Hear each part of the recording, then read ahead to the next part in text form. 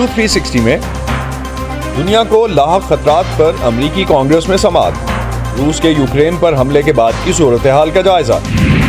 Simply America में बात करेंगे रियासत वर्जीनिया में मुसलमानों के लिए मखसूस एक कब्रिस्तान की। इन्होंने जो ना काउंटी वालों ने हमारे साथ जो डिस्क्रिमिनेशन की है, ज्यादती की है। और मिलवाएंगे आपको एक खातून रेस कार ड्राइवर से जो खतरों से खेलना जानती है। मेरी गाड़ी रेस के बीच में 2 दफा रोल ओवर हो गई, विंड स्क्रीन विंडोज टूट गए, टायर निकल गए।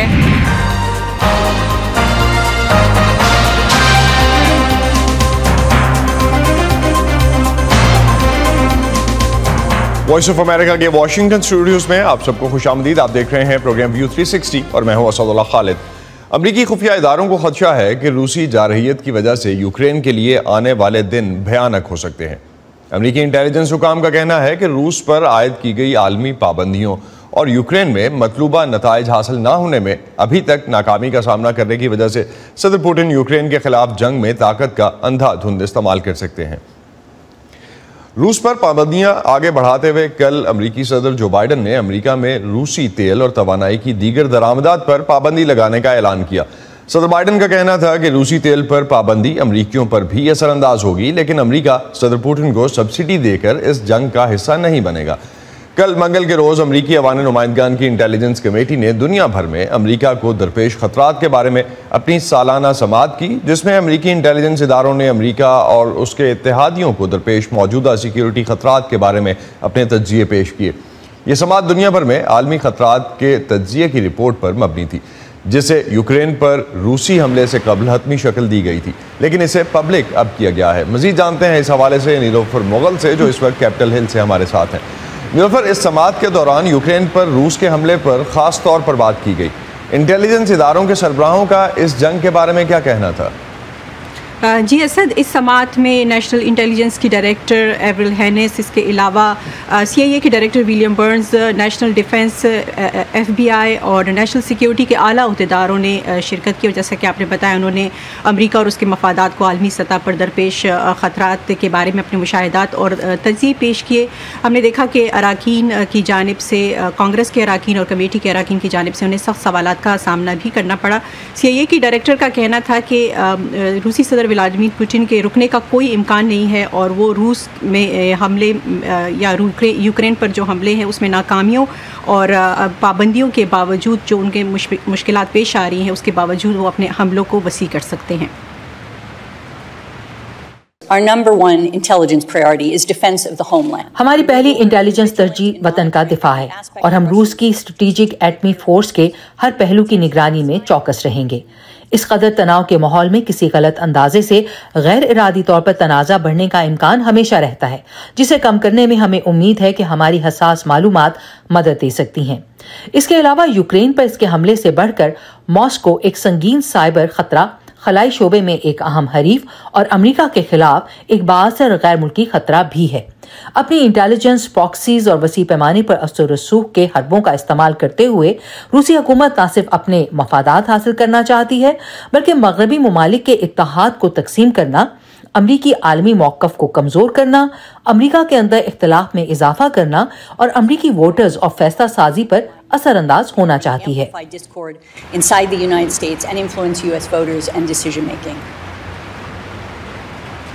और CIA के डायरेक्टर विलियम बर्न्स का कहना था, उन्होंने ईरान के हवाले से बात की कि अगरचे ईरान के वियना में आलमी रहनुमाओं के साथ इस बात से कतई नज़र कि मुज़ाकरात कैसे आगे बढ़ते हैं और इन मुज़ाकरात के क्या नताइज जो हैं वो सामने आते हैं, ईरान जो है बदस्तूर मशरिक़ वस्ता के लिए एक ख़तरा बना रहेगा। CIA के डायरेक्टर ने चीन के हवाले से बात करते हुए कहा कि अगरचे चीन ने रूस के हमले को हमला कहने से इनकार कर दिया है, लेकिन फिर भी यूक्रेन पर जो हमले हैं, इन वाक़यात से चीन जो है बेचैन है। मेरे ख्याल में सदर शी और चीनी की आदत यूक्रेन में जो कुछ देख रहे हैं उससे कदरे परेशान हैं। उन्हें अंदाजा नहीं था कि रूसियों को बड़ी मुश्किलात का सामना करना पड़ेगा। मेरे ख्याल में वो सदर पुतिन के साथ उनके करीबी रफाकत से मुतालिक शोहरत को पहुंचने वाले नुकसान से और मुआशी नताइज से भी परेशान हैं। और CIA के डायरेक्टर विलियम बर्न्स का मज़ीद ये कहना था कि रूस के जो हमले हैं उनमें आइंदा हफ्तों में शिद्दत आएगी। और असद इस बात से कतई नज़र या इन खदशात के बावजूद कि अलकायदा और दाइश जो है वो अफ़गानिस्तान में तालिबान के ज़ेर असर जो है परवान चढ़ सकते हैं, जो अमरीकी इंटेलिजेंस के ओहदेदार हैं वो अब महदूद जो है इनकी ख़तरे को देख रहे हैं। और हमने ये देखा कि कल जो थ्रेट असेसमेंट रिपोर्ट आई उसमें ये कहा गया कि अलकायदा की जो मौजूदगी है, जो ऑपरेशनल मौजूदगी है अफ़गानिस्तान में, वो कमज़ोर पड़ रही है और उसका फुकदान है। इसके अलावा फ़ंड्स की जो दस्तयाबी है या जो जेलों से निकल कर भाग कर आने वाले हैं उनका इस्तेमाल करके दाइश जो है वो तालिबान को कमज़ोर करने की कोशिश कर रही है। बहुत शुक्रिया नीलुफर मुग़ल आपका। अक़वाम मुत्तहिदा के पनाहगुज़ीनों के इदारे के मुताबिक रूस के हमले के बाद से अब तक यूक्रेन के 20 लाख से ज़्यादा शहरी जान के खौफ से अपना मुल्क छोड़कर हमसाया ममालिक जा चुके। वॉइस ऑफ अमेरिका ने पोलैंड की सरहद पर यूक्रेन से आने वाले पनाहगुज़ीनों के हालात जानने के लिए उनसे बातचीत की। तफसील जानते हैं इस रिपोर्ट में। इन लोगों की बिखरी हुई जिंदगियां कपड़ों से भरे एक सूटकेस और चंद ऐसी अनमोल निशानियों तक महदूद हो गई हैं, जिन्हें फरार के आखिरी चंद घंटों में अफरा तफरी में यकजा किया गया है। यूक्रेन का मगरबी शहर लिविव रूस के मार्टर्स और मिसाइलों से बचकर फरार होने वालों का बड़ा मरकज बन गया है। औरतें और बच्चे अपने घर, अपने शौहरों, अपने बाप और बेटों को पीछे छोड़ आए हैं। मर्दों को लड़ने के लिए लाजमी तौर पर पीछे रुकना था। कई दिन की थकावट और दहशत के बाद ट्रेन उन्हें सरहद के पार पोलैंड ले जा रही है, जहां तहफ़्फ़ुज़ है। पहला स्टॉप पर्जमसू है। यहां वो पोलैंड या उससे आगे जाने के लिए ट्रेन तब्दील कर सकते हैं। इस ख़ानदान को लिथुआनिया में अपने ख़ानदान के अफराद से मिलने की उम्मीद है। हम चलते रहेंगे, हम इस मुश्किल से निकल जाएंगे। मुझे उम्मीद है कि हर चीज़ का अच्छा इख्तिताम होगा और ये कि हमारा यूक्रेन जीत जाएगा। मैं वापस जाना चाहती हूँ, हम अपने घर वापस जाना चाहते हैं। हर ख़ानदान की खौफ और नुकसान उठाने की कहानी यकसा है। अक़वाम मुत्तहिदा के मुताबिक 20 लाख यूक्रेनी अपना मुल्क छोड़ चुके हैं। उनमें से ज़्यादातर पोलैंड चले गए हैं। उनमें से बेशतर यूक्रेनी बाशिंदों के पोलैंड या यूरोप के दूसरे इलाकों में दोस्त और ख़ानदान हैं, जहां वो क़याम कर सकते हैं। लेकिन ऐसे वक्त में जब जंग तवालत इख्तियार कर रही है, सरहद पार करने वालों की तादाद में इजाफा हो जाएगा और पोलैंड पर दबाव शदीद हो जाएगा। मगर सभी के पास ठहरने का कोई ठिकाना भी नहीं है। जमहूरिया कांगो के कैलेब पोटिये उड़ीसा में इलेक्ट्रिकल इंजीनियरिंग के तालिब इल्म थे। जब रूस का हमला शुरू हुआ तो वो अपनी यूक्रेनी गर्लफ्रेंड के हमरा वहाँ से निकल आए। हमें यहाँ आने से पहले एक हफ्ते तक सरहद पर ही सोना पड़ा। अब हम ठीक हैं। यहाँ पोलैंड में हमारा अच्छा इस्तकबाल हुआ है। अब हम यूरोप की दूसरी जानब किसी और मुल्क जाने के लिए बस का इंतज़ार कर रहे हैं। शायद हम फ्रांस चले जाएं। दर्जनों मुल्कों के रज़ाकार यहाँ मदद करने के लिए आए हैं, जो खुराक, कपड़ों और पनाहगाह के अलावा यूरोप में किसी जगह ले जाने के लिए कार की भी पेशकश कर रहे हैं। लाखों यूक्रेनी कारों के ज़रिए या पैदल ही फरार हो रहे हैं। अपना कुछ सामान घसीटते हुए वो सरहद को अबूर कर रहे हैं, जो यूरोप में एक सियासी और जोग्राफियाई फॉल्ट लाइन बन गई है। हर चंद मिनट के बाद बसों में सवार यूक्रेनी पनाहगुज़ीन यहाँ सरहद से पोलैंड के अंदर वाक़े इस्तक़बालिया मराकज़ में ले जाए जाते हैं। लेकिन ये सिर्फ एक तरफा ट्रैफिक नहीं है। बहुत सी यूक्रेनी शहरी लड़ने के लिए वापस अपने वतन जा रहे हैं। वॉइस ऑफ अमेरिका ने उन 3 साबिक़ फ़ौजियों से बात की है जो कैमरे पर चेहरा नहीं दिखाना चाहते।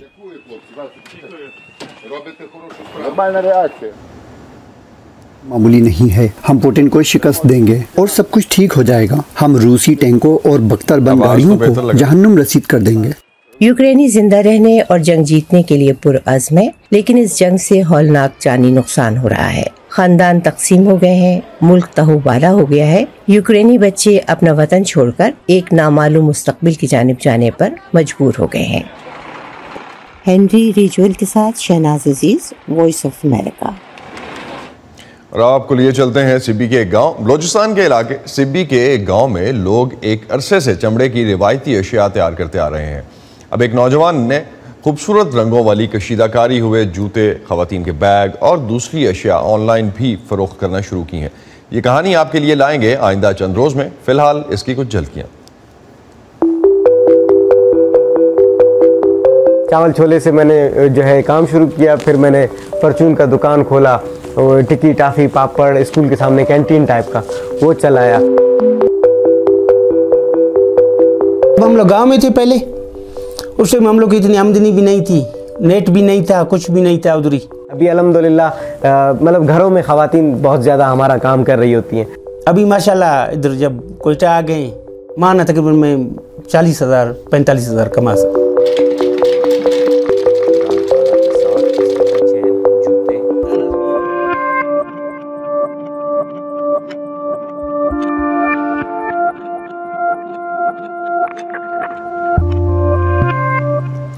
एक अंदाजे के मुताबिक अमेरिका की कुल आबादी में 1% से ज़्यादा मुसलमान हैं। अमेरिका में इस्लामी अक़दार पर अमल जारी रखने के लिए मुसलमानों ने मुकामी तौर पर इंतजाम कर रखे हैं।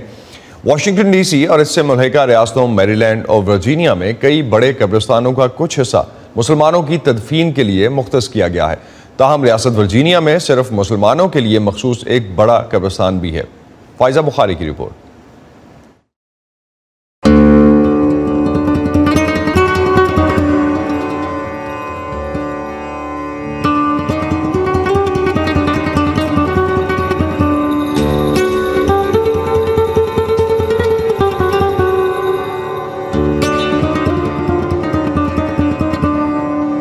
पहली कब्र जो है ना नवंबर 1996 में इधर बनी थी। ये कब्रिस्तान जो है ना ये बना है सिर्फ मुसलमानों के लिए है। लैंड जो है ना कब्र के लिए वो फ्री है। उसके ऊपर जो हेडस्टोन की या इसके अंदर बॉक्स रखा जाता है, जो आदमी काम इधर करते हैं या मेंटेनेंस के लिए, उसके लिए $1,700 जो है ना इसका खर्चा है इधर। वाशिंगटन से 1 घंटे की मुसाफत पर रियासत वर्जीनिया की स्टैफर्ड काउंटी में 6.5 एकड़ रकबे पर फैला ये कब्रिस्तान गैर मुनाफा बख्श तंजीम all Muslim association of America की मिल्कियत है, जो वाशिंगटन और उसके मज़ाफ़ात में सिर्फ मुसलमानों के लिए बनाया गया सबसे बड़ा कब्रिस्तान है। यहाँ मुख्तलिफ रंग और नस्ल के मुसलमानों की तकरीबन 3,000 कब्रें मौजूद हैं। वर्जीनिया स्टेट का जो लॉ है ना उसके मुताबिक आप कब्रें जो है ना उनको मिसमार नहीं कर सकते। हिस्टोरिकल रिकॉर्ड होती हैं कब्रें जो है ना यहाँ पे। सिकंदर जावेद के मुताबिक ये कब्रिस्तान मुकम्मल तौर पर आम शहरियों के एहतियात से चलाया जा रहा है। 1989 में कुल 7.5 एकड़ जमीन की खरीदारी के लिए $36,000 की रकम 3 महीनों के अंदर मुस्लिम अतियात के जरिए जमा कर ली गई थी। सुबह 10 बजे तक राब्ता करने वालों को उसी दिन तदफीन की सहूलत फराहम की जाती है और यहाँ उनका अपना अमला कब्रें खोदने का काम सर अंजाम देता है। गुस्ल, कफन और मस्जिद या जनाज़गाह तक ट्रांसपोर्ट वगैरह पर $3,000 तक अखराजात हो सकते हैं, जबकि मैयत को पाकिस्तान समेत दीगर मुस्लिम ममालिक तक पहुँचाने के लिए फासले और दुश्वार सफर के एतबार से $10,000 तक का खर्च उठ सकता है। इस शहर खामोशा में प्यारों की कब्रों पर आने वाले अपने अपने अंदाज में दुख का इजहार करते नजर आते हैं। My son died a few months ago. चंद माह पहले मेरे बेटे का इंतकाल हुआ, वो यही दफन है। उसे दफनाने के बाद हमने दुआ की, ताज़ियत की, वैसे ही जैसे अपने मुल्क में करते हैं। शुमाली वर्जीनिया का ये कब्रिस्तान हमारी खुशकिस्मती है क्योंकि यहाँ बहुत से मुसलमान आबाद हैं, लेकिन साथ ही इस कब्रिस्तान में मजीद काम की जरूरत है। मसलन सर्दियों में यहाँ बहुत कीचड़ हो जाती है और यहाँ मौजूद कब्रों की देखभाल और नई कब्रें बनाने में फैमिलीज को मुश्किलात होती हैं। जब जनाजे के लिए जाते हैं मस्जिद में शिरकत जो है बहुत कम लोगों की होती है, इसलिए कि कम्युनिटी जो है बहुत मिनिमम होती है। 2 साल के बाद यहाँ मजीद कब्रों के लिए जमीन खत्म हो जाएगी, इसीलिए 2015 में all Muslim association of America ने यहाँ से 30 मिनट की मुसाफत पर 40 एकड़ जमीन खरीदी, जिसमें से 30 एकड़ मुस्लिम कब्रिस्तान के लिए मुख्तस किए गए हैं। सिकंदर के मुताबिक यहाँ तकरीबन 20,000 के करीब कब्रें बनेंगी, जो मुस्लिम कम्युनिटी के लिए अगले 25 या 30 साल तक के लिए काफी होंगी। ताहम इस जमीन को हासिल करना आसान नहीं था। कुछ मकामी रिहायशी अपने घरों के करीब एक बड़े कब्रिस्तान की तामीर पर राजी नहीं थे। जस्टिस डिपार्टमेंट ने लहदा, विल बैंक और मुस्लिम एडवोकेट्स ने उन्होंने लहदा जो है ना 2 सूट जो है ना फाइल किए फेडरल गवर्नमेंट में, स्टैफोर्ड काउंटी और बोर्ड ऑफ सुपरवाइजर के खिलाफ।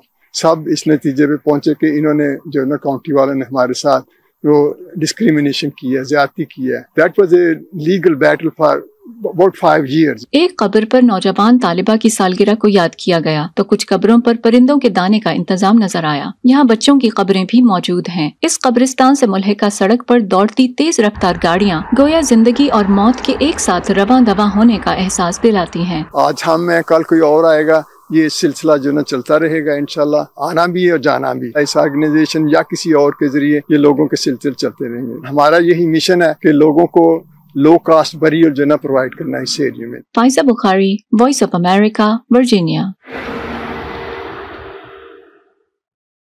ताज़ा तरीन खबरें, अहम वाक़यात, ऑडियो वीडियो रिपोर्ट्स और तज्ज़िये देखें, सुने और पढ़ें VOA उर्दू की स्मार्टफोन ऐप पर।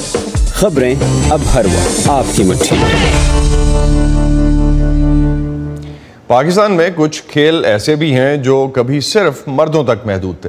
इनमें से एक पुरखतर खेल ऑफ रोड रैली रेसिंग है, जिसका एक बड़ा इवेंट चोलिस्तान के सहरा में होता है।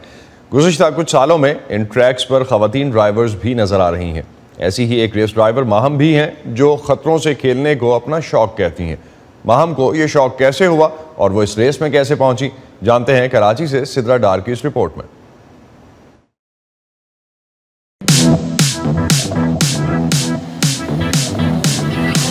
स्पोर्ट है, इट्स डेंजरस फॉर एवरीवन, चाहे मर्द हो, औरत हो, लड़की हो, लड़का हो।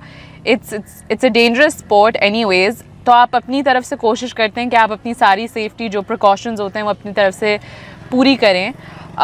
But of course like any sport anything can happen. I mean इसका थोड़ा ज़्यादा होता है बिकॉज आप गाड़ी में, आप डेजर्ट में, कभी भी कुछ भी हो सकता है।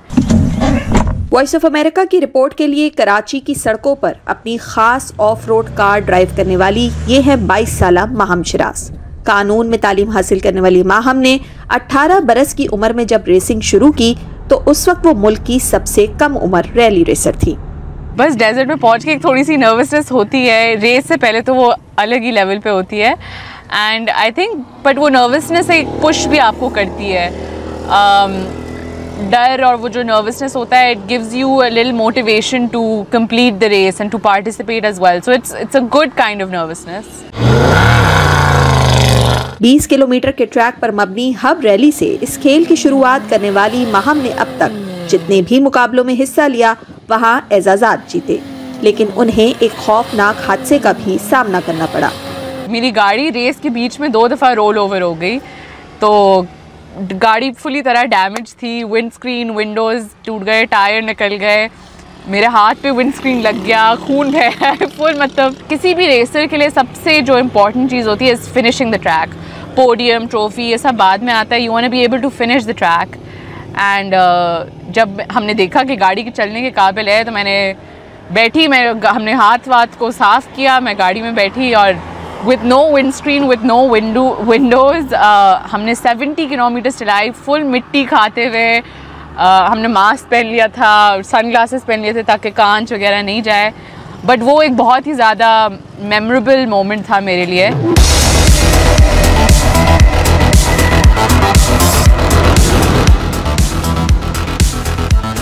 सहराओं के ऊंचे नीचे खतरनाक रास्तों पर तेज रफ्तारी से गाड़ी चलाने का शौक माहम ने अपने वालिद की हौसला अफजाई से शुरू किया।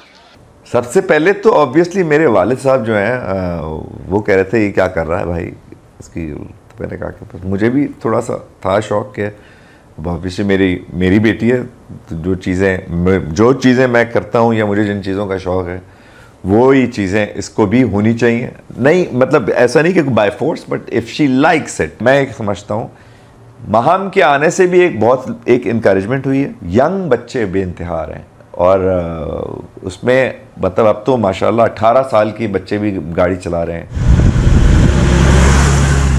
तेज रफ्तारी, बेखौफी और जुनून इस पुरखतर खेल का हिस्सा है।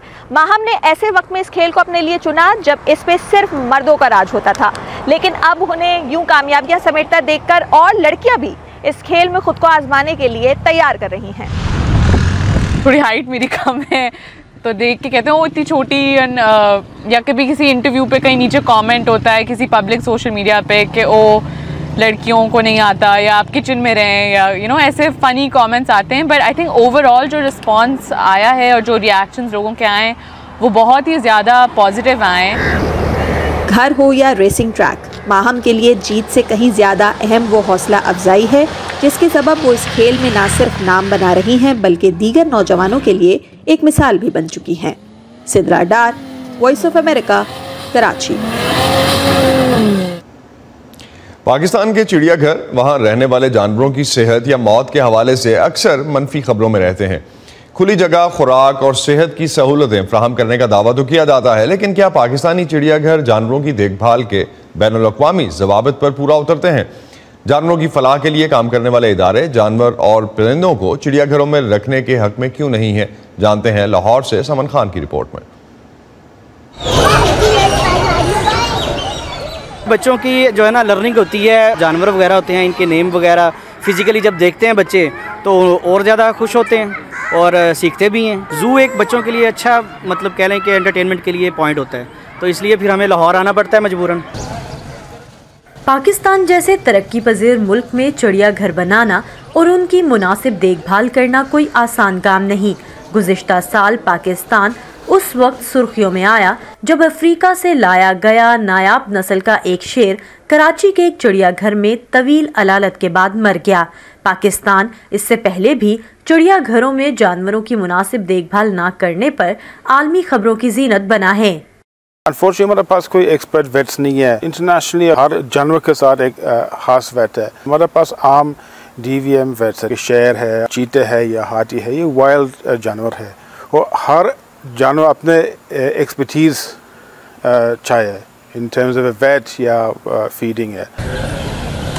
सूबे पंजाब में 7 चिड़ियाघर, 14 सफारी पार्क्स और अफजाइशी सेंटर्स कायम हैं। सिर्फ लाहौर चिड़ियाघर के सालाना अखराजात 16 करोड़ हैं, जो वो टिकटों की फरोख्त से 17 करोड़ कमाकर खुद ही पूरे करता है। दीगर तमाम चिड़ियाघरों और सफारी पार्क्स का निज़ाम महकमे जंगली हयात के लिए मुख्तस किए गए सालाना बजट से चलता है। इतने सारे जानवरों को खाने, चारा, केयर, उसके ऊपर मैन पावर, बिजली, ह्यूज रनिंग कॉस्ट है। आप खुद सोचें कि एक शेर कितना गोश्त खाता होगा, और सफारी में हमारे पास मेरे ख्याल से कोई 30+ लायंस हैं। सारे जूज और सफारी पार्क्स अपने आप को सपोर्ट नहीं कर पा रहे हैं क्योंकि इतने लोग ही वहाँ नहीं आते। उधर पंजाब में चिड़ियाघरों की इंतजामिया का शिकवा है कि उनकी जानवरों के साथ सख्त मेहनत के बावजूद वो अक्सर इल्जामात की जद में आ जाते हैं। अगर आप ये कहें ना कि हमने इनको कैप्टिविटी में रख दिया तो इनकी शायद एज कम हो गई है, ऐसे नहीं है कि हम इनको जंगलों से पकड़ के ले आते हैं और हम कैप्टिविटी में रख देते हैं। ये नस्ल दर नस्ल कैप्टिविटी में पैदा हुए पले हुए जानवर होते हैं और इनको कैप्टिविटी की आदत होती है। वहाँ पर इनको फैसिलिटीज़ बेहतर मिलती हैं, इनकी फीड का ख्याल रखा जाता है, इनके इलाज किए जाते हैं और ज़्यादा रेशो ऐसी है कि जो अपनी एवरेज एज को क्रॉस करते हैं। 104 इकसाम के तकरीबन 1200 जानवरों और परिंदों का मस्कन लाहौर चिड़ियाघर सालाना कमोबेश 36 लाख शायकीन की मेज़बानी करता है। बच्चों की जानिब से फरमाइशी एनिमल्स के लिस्ट में शामिल है। वो चाहते हैं कि मार्खोर एक नेशनल एनिमल है तो वो यहाँ पर मौजूद हो। पांडा चूँकि पसंद किया जाता है अपनी एक्टिविटीज़ और अपने बिहेवियर की वजह से, बच्चे वो भी यहाँ पर देखना चाहते हैं, लेकिन हमने ये देखना होता है कि हम अपने इन्वायरमेंट में उस एनिमल को रख सकते हैं या नहीं। वक्त के साथ दुनिया में चिड़ियाघरों के बारे में बदलती सोच पाकिस्तान पहुँच ज़रूर चुकी है। एक जानवर पिंजरे में है तो एक इंसान उसके सामने खड़े हैं और रोजाना आ रहे हैं और देख रहे हैं, वो जानवर भी साइकोलॉजिकली उससे अफेक्ट होता है। लाहौर जू में भी हमारा आइडिया है कि इसको थिनिंग करें, जानवर कम करें, स्पेसेस बढ़ाएं। माहिरीन समझते हैं कि चिड़ियाघरों की इंतजामिया के लिए ज़रूरी है कि वो जंगली हयात की आलमी तंजीमों के साथ जुड़कर अपने मुतल्लिका स्टाफ की तरबियत करवाते रहें, जिससे वो कैद में जानवरों की देखभाल से मुतल्लिक जदीद रुझानात से न सिर्फ हम आहंग हो सकते हैं बल्कि उनके लिए बैनुल अक़वामी असूलों को अपनाना भी आसान होगा। Saman Khan, voice of America, Lahore. इसी पर खत्म करते हैं आज का व्यू 360। स्टे सेफ और पाकिस्तान और खित्ते समेत दुनिया भर की अहम खबरों और दिलचस्प मालूमात के लिए आप आ सकते हैं हमारी वेबसाइट urduvoa.com पर। यह सारा कंटेंट आपको मिलेगा हमारे सोशल मीडिया प्लेटफॉर्म्स पर भी, facebook.com/VOA Urdu, ट्विटर और इंस्टाग्राम पर हमारा हैंडल है @urduvoa। अब तक के लिए इतना ही। असदुल्लाह खालिद को इजाजत दीजिए। खुदा हाफिज।